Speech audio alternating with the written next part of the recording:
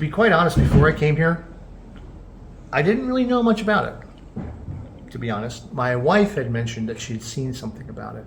I checked into it, and I said, okay, highly recommended by the reviews that I saw and people who knew something about it. And so I said, what have I got to lose? I didn't expect a lot when I came here. It wasn't that I felt negative about it, but I didn't really know what to expect. Well, what can a week do?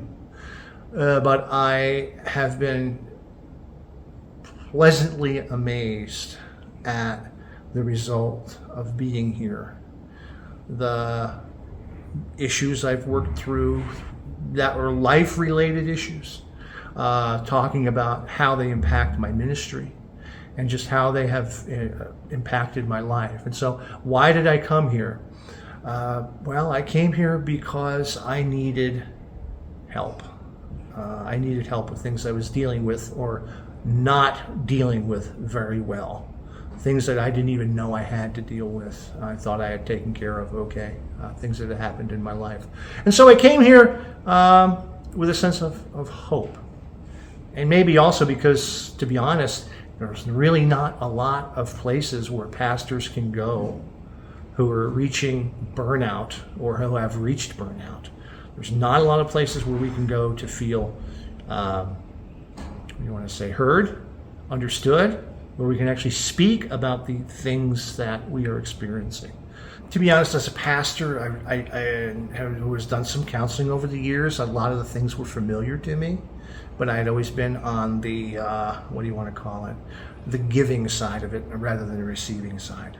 So one of the tools that I'm going to take with me when I leave here is the need for long-term continued work on the things that have been, really festering in my life since childhood. This is a starting place, a stepping stone, you might say. This is a place to jump off from. It's not just a one-time deal and finished. Like physical fitness, mental, emotional, and spiritual health are a long-term process. That's something we have to really do every day. And I knew this in my head.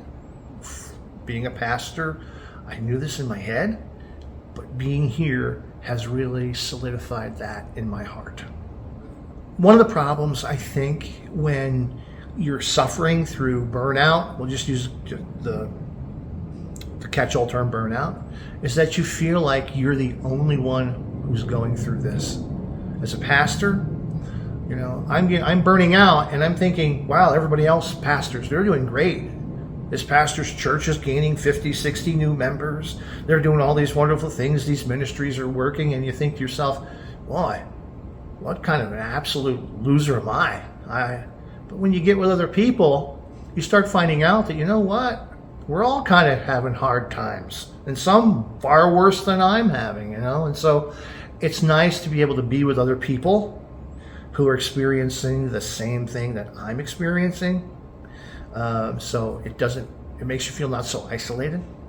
Plus also you get to bounce off ideas from one and another. It's not just counseling. It's not just counselors who will talk to you and work with you, but it's one and another participants who will talk with each other and share their experiences and what's worked with them and what hasn't.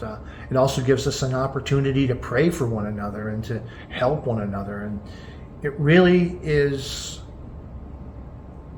good to be in a community with other people who are going through many of the same things. Hey, pastor, I'll just talk to you, pastor out there, whoever. You're going to come here and you're going to say what you need to say, and you don't have to hold back.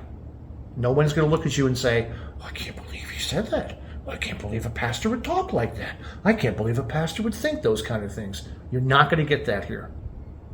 You're not going to get that here at all. You're going to be received and accepted, and for the person you are. You tell other people all the time as a pastor, come to me, talk to me, we'll pray together, we'll get the help you need, we'll do whatever. But then we don't do a good job ourselves. one of our participants that was here said something, and I think it was beautiful. I never really heard it before. He said, "Who tows the tow truck?" And I think that was touching, because we're so many times the tow truck for all the other broken people in life, but we never have anybody towing us, even though if it's available, the tow truck for the tow truck, we don't avail ourselves of it. So it's not about being weak. It's not about being ineffective. It's not about not having faith. Not getting the help you need as clergy or church workers, wherever it might be. It's just really a matter of pride.